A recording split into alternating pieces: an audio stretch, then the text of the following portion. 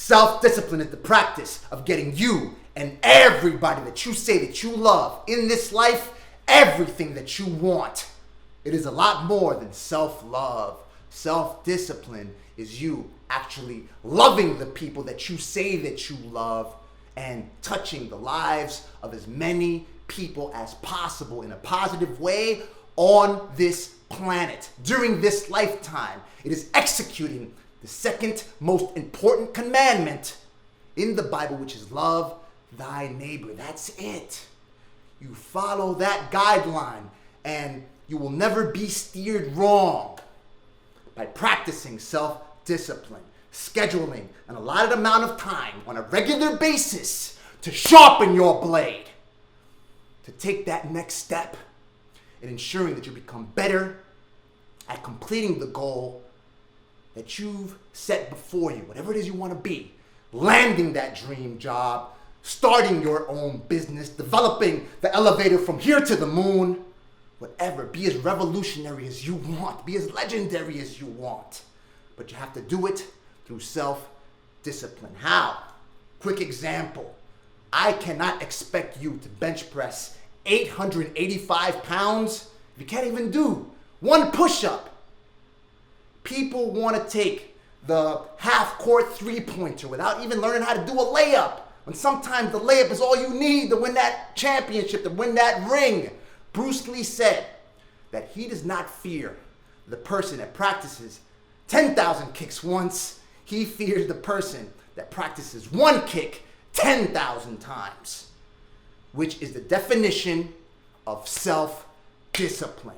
Allotting a set amount of time on a daily basis to practice whatever it is that you want. How do you feel when your child's birthday is coming up, summer vacation, spring vacation, and you can't take them somewhere nice, and you want to be able to do so? Why? Because you failed to institute self-discipline in your life, which is the practice of perfecting your skill, developing your craft, sharpening that blade to the point where you can be productive enough to have the revenue, to have the resources to do what you want to do for your family, for your loved ones, for people for which you care when they need it. They need something, you can't do anything for them. That's why when you fail to incorporate that self-discipline in your life, it is simply being greedy. You're not thinking of anybody but your instant self-gratification. You're not even thinking about your long-term gratification. And I say everybody. I emphasize that point because some people, they don't even care about themselves. Like, whatever, I could sleep in a cardboard box.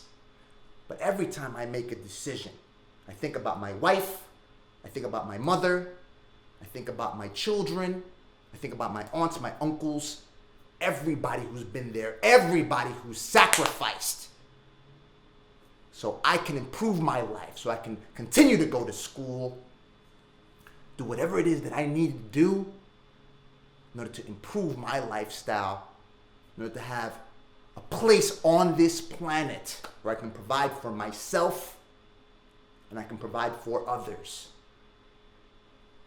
Always practice self-discipline. Always see, how can I make myself better? If you don't want to be greedy. If you do want to be greedy, you have to check yourself. What is your mental dysfunction?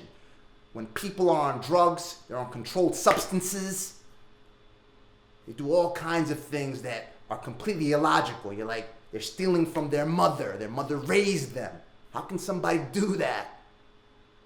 They steal from their aunts, from people who love them. They betray their brothers. They betray their family members, people who have loved them all their lives. You got to remove that from the equation. It's part of your physical, it's part of your mental dysfunction that you have to correct. Sometimes you have to change your diet. Human beings are so delicate that if you eat in the wrong way, you'll be sluggish. There are foods that you eat that take you out of the mood, take you out of the motivated state, that can put you at a place where you can, again, incorporate this self-discipline, where you can say, I'm gonna schedule an hour every single day to learn what it is I need to learn to stop simply earning minimum wage, so I can get that 30, 40, 100, that $1,000 job. Every day I'm gonna set aside 2-3 hours, whatever it takes. And you've got it. Just think about all the time that you waste browsing social media. How much time? Let's say, conservatively speaking, you only invest, let's say, 10 minutes into Instagram, which is not so. You jump on Instagram, you're on there for longer than 10 minutes on a daily basis. That's 70 minutes a week. 52 weeks a year. That's over 52 hours that you could put towards developing your craft. Now multiply that number by the amount of hours that you actually spend on social media or wasting time elsewhere, doing things that do not contribute towards your productivity, towards you being in a position where you can help yourself, where you can help other people that you, quote, love on this planet, and touch the lives in a positive way of as many people as possible. Because that's the sole thing that gives you the best gratification on this planet. Why are we so vicious as human beings? Why are we the most vicious creature on the planet Earth? Because of our ability to consume, process, and execute on information that we learn on a daily basis. So you have to schedule a certain amount of time on a regular basis, sometimes a daily basis, depending on the goal that you have set before yourself, to learn what it is you do not know so you can execute on that information. My aunt's brother-in-law, he got kidnapped out in Colombia. He owns a farm. He has about 30 properties. He's doing well for himself. They kidnapped him. He talked the guard into loosening up his handcuffs on his leg. He said that it was scraping his skin, and he loosened up to the point when the guard didn't see him, when he was not paying attention to him.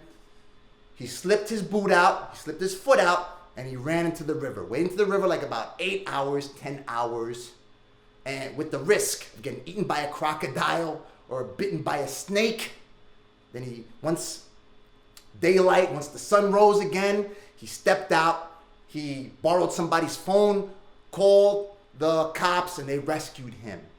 He preferred to be exposed to crocodiles, to all these creatures that are straight physically vicious, as opposed to being exposed to human beings that are a lot more vicious, because they come up with all kinds of ways to torture you because of their mind, and that's how you are. You cannot be good without being dangerous, without having the ability to go ahead and consume the information that you need to perform the next step in your life to reach that level of productivity where you can provide for other people when they can potentially need you. That's why the lack of self-discipline equates to greed. You are simply being greedy without self-discipline, without saying, listen, today I'm going to learn that material so I can take that next step towards becoming an actor, towards building my business, becoming an entrepreneur, landing that dream job, whatever it is, doing whatever it is that you need to do to develop that skill. And if you can't do it, you